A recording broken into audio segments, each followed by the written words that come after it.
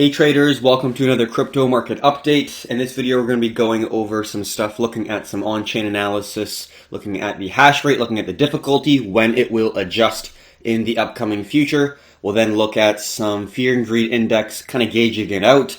And then we'll look at some funny stuff that occurred in Goldman Sachs first bashing Bitcoin and then trying to kind of welcome it and onboard it so clients can actually invest in trade BTC. So first things first, let's look at this total hash rate. It has dropped significantly since around early May. The 10th and the, let's say, 8th-ish around there was the peak of the hash rate, and then since then it's dropped substantially, meaning that there has been a lot of miners leaving the network who have stopped mining due to the fact that they can't make money and generate revenue mining BTC because it costs so much to actually mine one Bitcoin. When the halving event occurred, the amount of revenue that was available to miners got cut by 50%, meaning that, you know, the amount of supply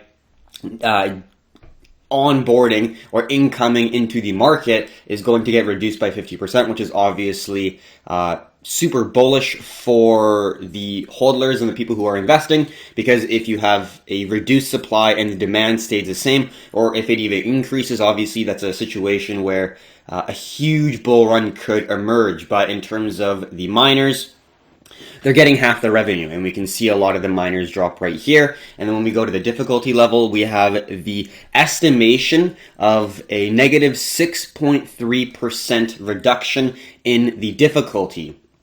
And we'll see that hopefully within the difficulty production cost within our charts, but then also we'll be able to see it within our difficulty just looking at the hash rate as well, which we can already identify. Just saying, the last time we did have this aggressive of a move to the downside was around March 10th, March 9th, which was right before that massive liquidation event that hit Bitcoin, dropping it 50% in a single day. Just saying, the probabilities of it being that aggressive, I think, is less because of the fact that we would need to have a complete liquidation event across all asset classes, gold, silver, all indexes and equities across the globe.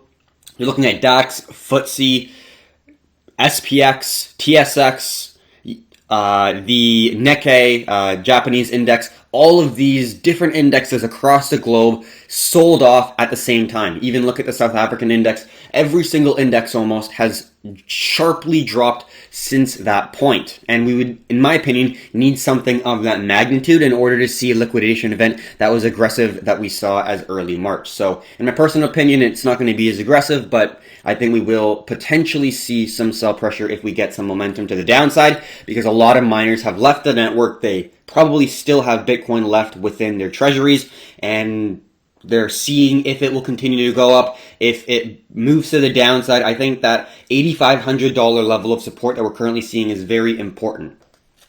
So now let's move on to the next topic here, the fear and greed index for the cryptocurrency market, mainly just Bitcoin. And we can see we were in a low there back in March, hitting, you know, 10s, 20s, very, very fearful overall in the market. And then since we saw that significant recovery, we've actually recovered in the fear and greed index, well, not being greedy really, but around 50, 60-ish percent. It's hovering around 40 to 60%-ish. So it looks more healthy, and overall, I think that there is more confidence in the market because of that huge recovery where Bitcoin was able to recover a lot quicker, and overall in a more aggressive bullish momentum to the upside compared to almost every single other asset that you're looking at. You're looking at even the SPX or the SPY or the Dow Jones or the NASDAQ. Bitcoin has performed in terms of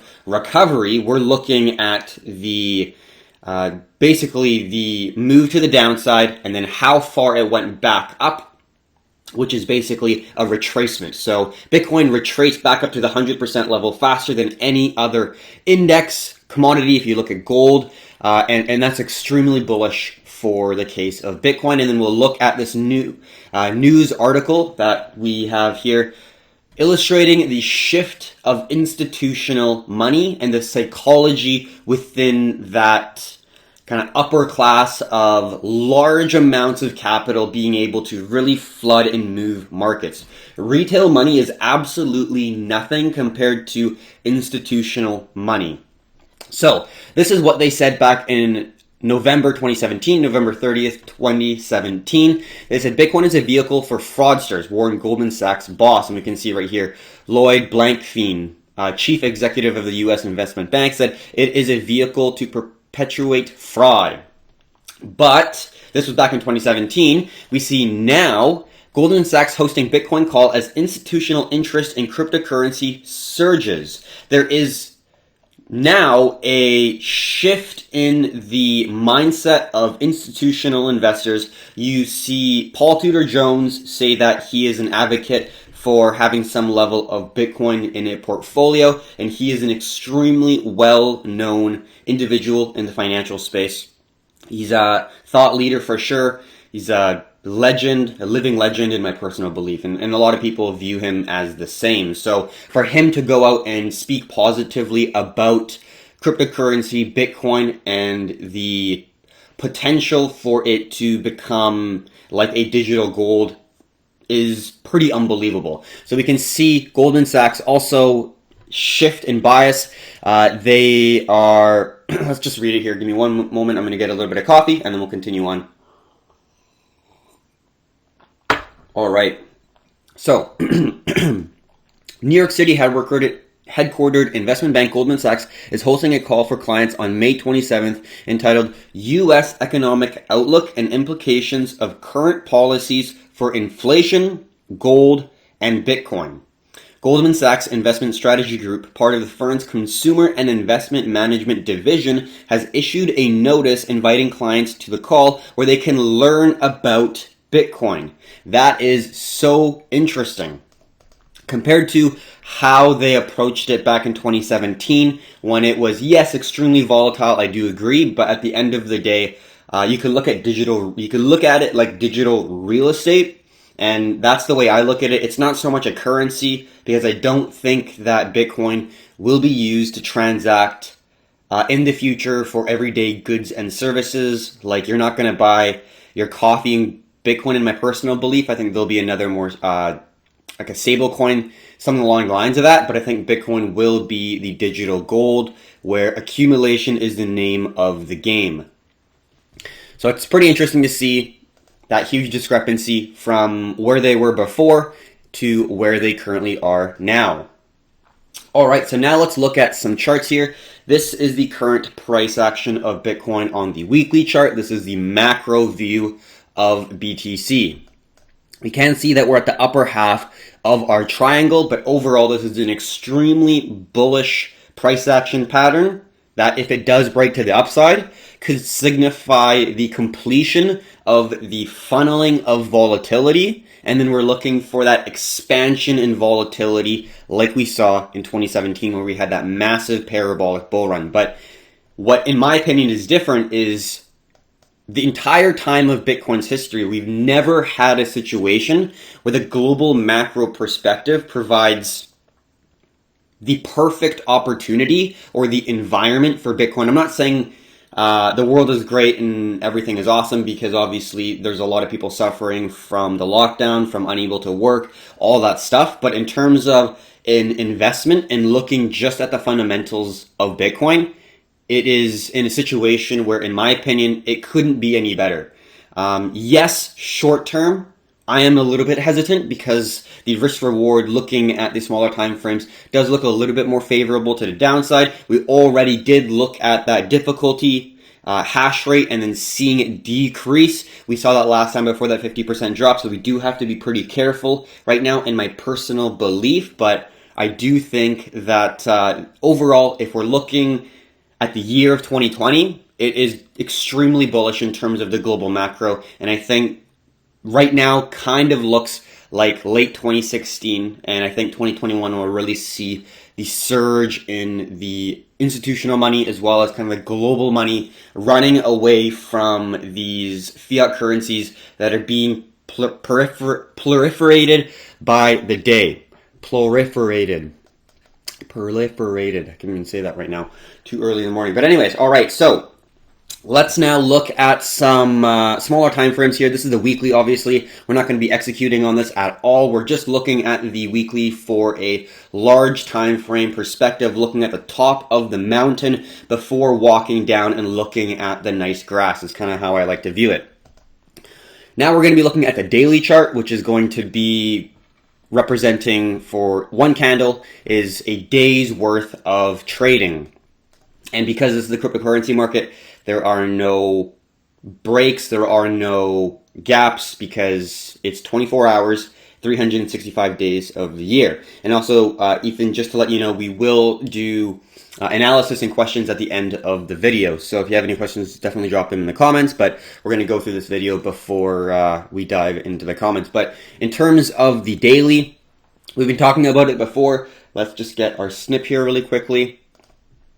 This $8,500 zone, like we've said time and time again, is going to be our key level of support that we're looking at. I currently see this yet again like either a volume reaccumulation phase. If it does break this little wedge that we'll talk about on the smaller time frame, we have a small little wedge within our box. If it breaks to the upside, I do think that we could be looking at going above 9K yet again, breaking to the upside, retesting the ascending zone as well as some horizontal resistances. And if the descending wedge melts to the downside, we would call this a volume distribution phase, where then that would be the potential top of a new trend to the downside. And we're not expecting, like I said, a level of aggression like we saw in this candle where it dropped 50% in a single day, because that was a liquidation event where assets across the entire board, like we said, gold, silver, equities, all sold off. And unless we get something like that again, I don't think we would get that in the market of cryptocurrencies. I think it will get some level of an aggressive move, but that was pretty unbelievable. So if we do get a melt down, we got a key level of support at 7,700, and also we got one at around 5,900, although that's a pretty big drop. We do have some kind of ones in the middle. We do have one right around here. Let's say at 6,800 is another key one as well. So we'll dive into the smaller time frames, but in short, that's the way I'm currently viewing the market. Is we have a nice either volume accumulation phase here, where if it does break to the upside of this wedge and then it actually gains a lot of strength and a lot of momentum to the upside, we could actually see it break. We don't need to see a major pullback. As long as the price of Bitcoin goes up, the difficulty in the hash rate could continue to increase. That's not a problem.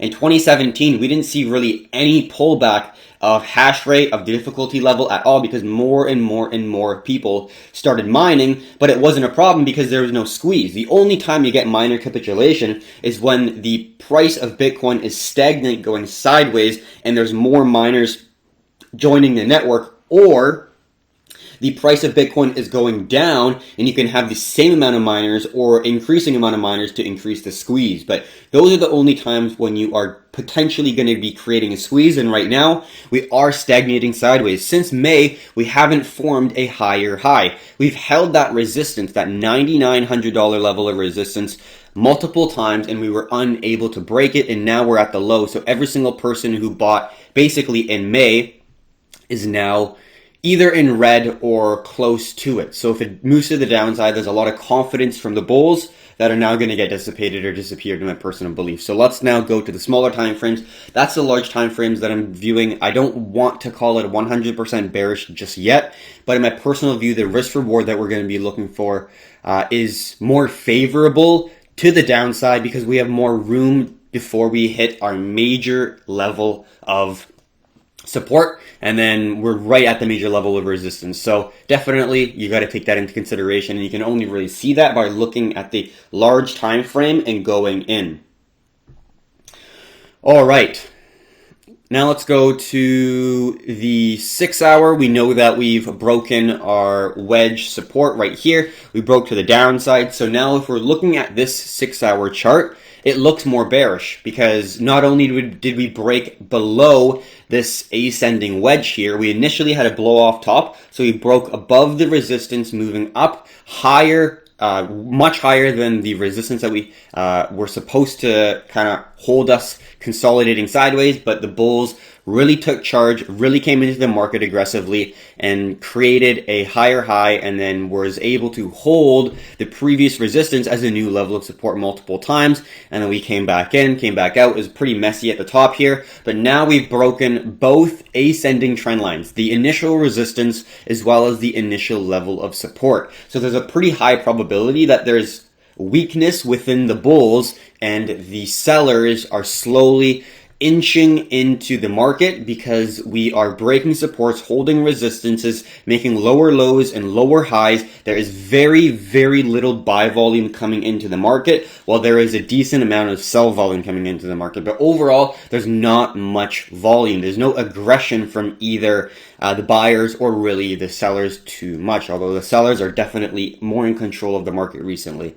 So that's what the 6 hour tells us, but the 1 hour shows a little bit different of a story, and we're going to get into the 1 hour and then go back to the 6 hour and then take a look at those two different time frames. Going to get a little bit of coffee and then we'll continue on.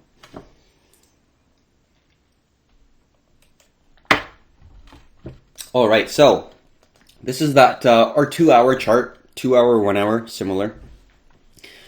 This is that ascending wedge that we talked about right here, but what we also drew in within the 2 hour chart, because it's easier to see, is this descending wedge right here that has 3 touches of the resistance, as well as 1, 2, 3, 4 touches of a support. And then this is the structure right here, and we can see it's within a structural horizontal consolidation sideways. So we can see we have 1, 2, 3, 4 touches of a key level of resistance just under $10,000, and then we have a key level of support at around $8,500, where we see lots of buy pressure coming in May and a little bit of April there. So we know that there are buyers that have been around the $8,500 zone buying up the price, and we know that there's a lot of sellers at around 10K. So right now we're just in a consolidation sideways. We are near a key level of support within the 2 hour chart.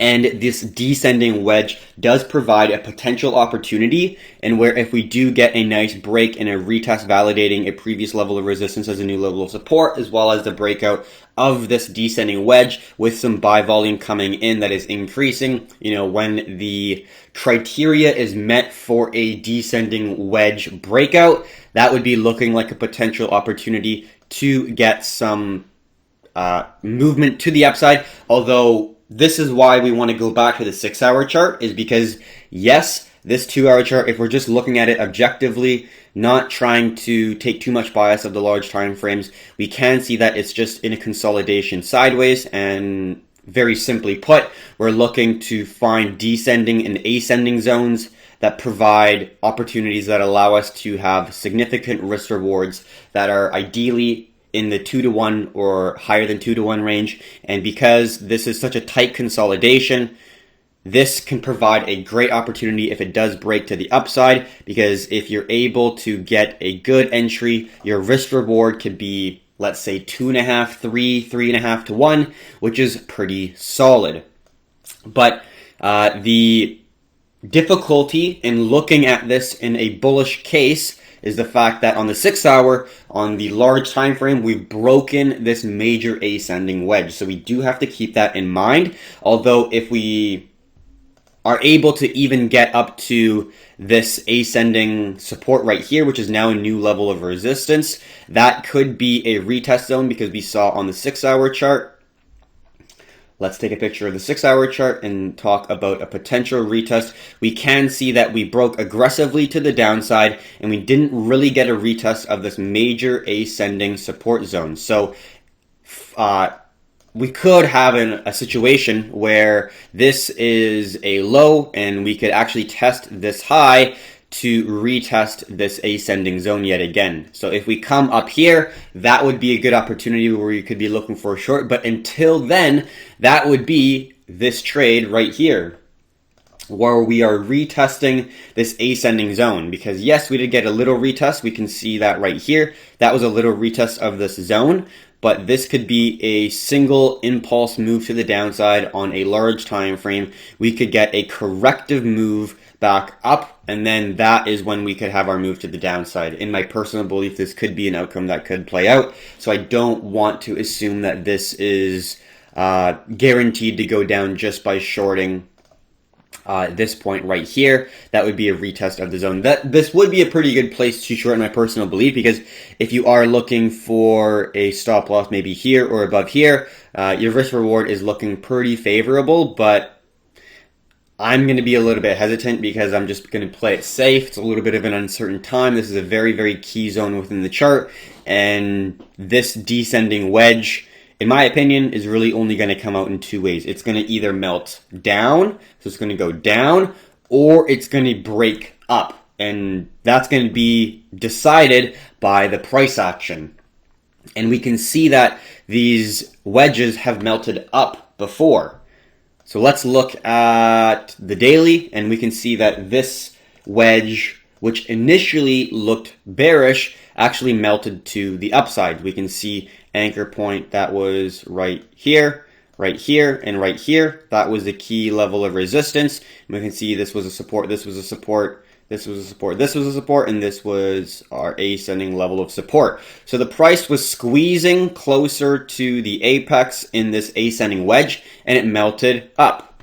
Ascending wedges don't always have to go down, and descending wedges don't always have to go up. So we do have to keep in mind that it can be very, very normal for this descending wedge to move to the downside, so we do have to keep that in mind. We have been saying that this $8,500 zone is the final level before we're really going to confirm it's in a bear trend, and that is where we look for a potential continuation pattern, sort of like we saw within the previous reversal back in February and March. We saw that $92-ish $100 level, that key zone. That was the horizontal zone that we needed to break in order to validate a shift in trend. We got a continuation pattern, testing the new resistance really, really well. We got a massive bearish engulfing candle, and then we started the massive momentum to the downside. And it would be nice to see something like that as well on this current reversal if we do see a nice continuation pattern below the $8,500 zone.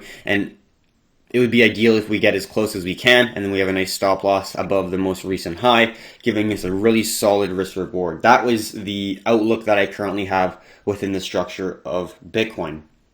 All right. We looked at the alts yesterday. I'll quickly touch on XRP yet again because I think this is the most valid structure that I currently see within the alts, and this is going to be the head and shoulders that we currently see. Let's actually take a look at the previous head and shoulders that we saw back in February of 2020. And this is that head and shoulders right here. If you don't see that head and shoulders, let's just draw it in a little bit more clear. We can see that this is the left shoulder right here. Left shoulder. We see the head right here. And then this is that right shoulder. And then once you break this neckline, which is right here, that wasn't a perfect line, but once you break this neckline, this is going to be the confirmation that the pattern has completed, and you'd be looking for entries right around here. You have your stop loss above the right shoulder, or if you want to get a little bit aggressive, you could find a recent high that's within the space between the top of the right shoulder and the breakout point of the neckline, but you could stagger your stop losses as well, totally up to you, but that is the type of the head and shoulders that we're looking for completion. We're going to move to the upside. You could get a nice squeeze here where you get a series of higher lows, and then you get a break. It's different every single time. You're not going to get the exact same pattern, but overall, you're going to be looking for something of that nature. Even if there's a squeeze or a retest and then it moves to the downside, you're looking for the price to go down after it breaks this neckline. Even if it retests, that's going to be even a better validation that the price is going to go down after it is respected with some wicks, with maybe a bearish engulfing candle that really is going to validate that there's now sell pressure within the market and the bears are really in control. So we're going to look for something similar to this within the current price action. Let's now go to what we currently see. Let's take it down a time frame. So we're at the 4 hour. And this is that head and shoulders that we currently see on XRP paired with USDT. So this is that left shoulder. and this is the head, obviously. And then we can see that right shoulder coming in very, very nicely. We do have a nice horizontal zone of support currently, creating a nice descending triangle with this descending trend line right here. So it's creating a nice squeeze where it's a very well-respected overall structure and setup, and I think a good opportunity for a feeler trade would be if it does break this minor level of support and then test for a new level of resistance. If we are looking for shorts, I think staying more patient to see which way Bitcoin breaks would be a better bet, because Bitcoin is the god market. Bitcoin is what alts will move to, and it's going to create basically the bias for the entire cryptocurrency sector, in my personal belief. So looking at Bitcoin, understanding the price action, trying to dissect it is the first most important thing that we have to be looking at when we are looking at alts. So that could be an option if we are more bearish on Bitcoin, but I think the safer option and the more dependable option would be to look to enter after breaks this breakout point, or the neckline, you could say. And that would be the highest confirmation trade that we would be looking at to make, is once it breaks that zone, the head and shoulders has completed, and then we'd be looking to add somewhere around there. If it does actually break and then pull back to this zone, that's an extremely bearish zone, because it's a confluence of the descending zone as well as the horizontal zone, and that is a place to potentially add if you're adding at a breakout, or if you're being extremely patient and you want to find that exact point where a sniper would want to have his kill shot, you could say. The retest of the descending zone and the horizontal zone for a new level of resistance, yet again to validate that there are sellers in the area, would be the place that you'd want to be looking for, and then you're looking for that move to the downside. So that's going to be the kind of one alt that we're going to touch on yet again, because I thought it was a pretty well-respected chart that has some good probabilities of moving to the downside if it does come into fruition, breaking the neckline. And then we're going to also look at the BTC dominance, because that will also give you more information as to if you should be looking at alts or if you should be looking more at BTC. So this is going to be the Bitcoin dominance chart. You can find Bitcoin dominance by going on TradingView and typing in BTC.D, which will give you the BTC dominance. So let's look at the weekly chart initially to get a good understanding of the Bitcoin dominance throughout the year. So I'm going to get a little bit of coffee and then we'll continue on. All right.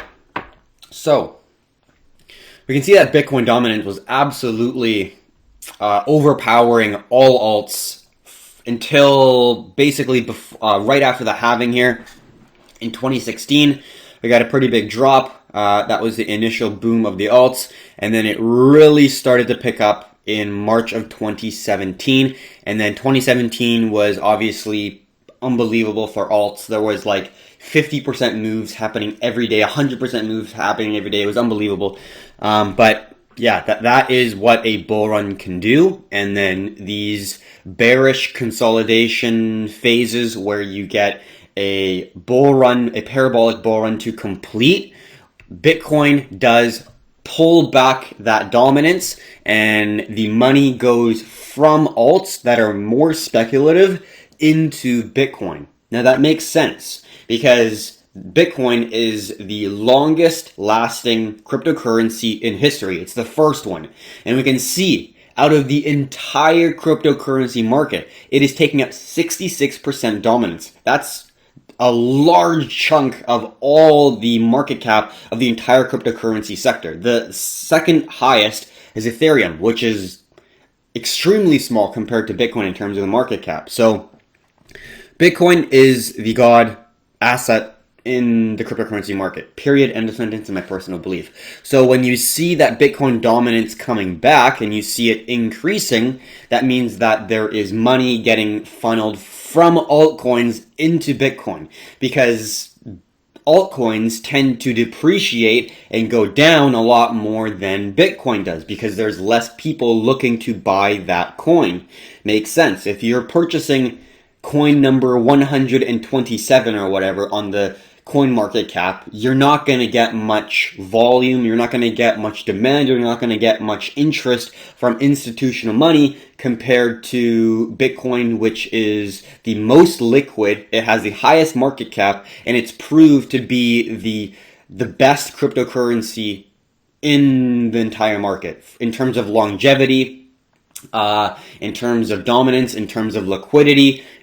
It is number one. There's no doubt about that. And there might be a number one later down the line, but right now, if you're an institutional investor who have hundreds of millions of dollars, you're not going to be looking at coin number 500 or whatever. You're going to be looking at the most liquid coins that are able to provide you enough volume that you can get in and out with pretty well ease. You don't want to be able to move a market just by getting in and out, really. Unless you're a market manipulator, obviously that's very different. But if you are looking for instruments that allow you to hedge against inflation due to the central banks printing money all over the world, debasing a lot of the currency over time, you're going to be looking for assets that have a fixed supply like gold, silver, precious metals, and some other more speculative assets like cryptocurrencies. And I think that Bitcoin is the main asset that a lot of institutional investors are going to be going in because of the validity, because of the fact that it's the most liquid out of all the other assets. Ethereum is second, obviously, but I think Bitcoin is going to be the main investment for a lot of these institutions. So we see that on the BTC.D, BTC dominance chart. Bitcoin dominance is still increasing. We have a nice ascending projection zone connecting the higher lows, and we are in an expanding price action pattern where it's getting a little bit more volatile as we get further deeper into the pattern, but we are able to hold this ascending wedge really, really well. If we do break this zone, it's a little bit worrying, but I am still looking at that 62-ish% as a level of support. We could continue to see this descending zone go to the downside. This could be a potential wedge or an expanding wedge turning into a descending triangle pattern. And then if we see it break the 62% zone, that would definitely indicate that the alts are gaining strength back again because it's fully broken this ascending zone. But as long as this ascending projection is holding, I'm viewing the market in a way that is funneling money from alts into Bitcoin, because that's what's happening really. Bitcoin is taking more market cap and more dominance from these weak alts that are depreciating much quicker than Bitcoin. Doesn't mean that I'm not investing in alts completely, but this chart definitely should indicate when you should be heavier on alts and when you should be heavier on Bitcoin. And right now, Bitcoin definitely seems like you should be more in because it is taking dominance away from these alts. Now let's look at the smaller time frame of the daily. I don't really like looking at the small time frames. I like mainly sticking to the large time frames for the dominance chart, but we do see that the price did try to break out after testing this 67% as a new level of support. It did break to the downside, but we are holding this ascending zone pretty well. So I'm going to be looking at this zone to hold. If it breaks down, definitely it will be a little bit worrying and I might have to change my bias. But as of right now, I'm very comfortable with looking at this in a way that is still a continuation to the upside. If we do break this 67, 68 zone, and then if we start to move, especially if we get into the 69% dominance for Bitcoin, I think we could see another surge, and that would mean that we could get a dump, and also just dumping a lot faster than Bitcoin. And that would obviously not be great for the cryptocurrency market, but for those who are prepared and looking for that opportunity, it could be an extremely lucrative opportunity for shorts in some of the alts that we're looking at. So that's going to be my analysis. Right now, I'm just staying patient. I don't really want to do anything in the market just because of the fact that we're in a funnel, we're in a squeezing of volatility, and I think we will see an expansion in volatility either if it breaks into the upside and retesting this ascending zone for a new level of resistance yet again, or we're going to melt down, breaking both supports, breaking the $8,500 level, really showing that the bulls are losing confidence after that massive run up we had after that 50% drop down. So we'll see how it goes. Right now, staying patient, staying in the sidelines, and waiting to see what it does, although it is setting up to be a structure in which I do find I will have edge in trading if it does provide me the right opportunity. So that's going to be my overall trade analysis, trade opportunities in the near term future, and overall TA for BTC and the cryptocurrency market. So I will close the recording off just so I have it capped, and then I'll go over the questions that are coming in through TikTok as well as YouTube. So I'll close that. There's 35 minutes. That's not so bad. So thank you very much for watching. For everyone who watched the recording on YouTube, if you found this educational, entertaining, informative, it'd be great if you'd subscribe and like the video. If you have any questions, drop them in the comments and we'll be sure to answer them. Thank you very much, and hopefully you have a good rest of the week trading.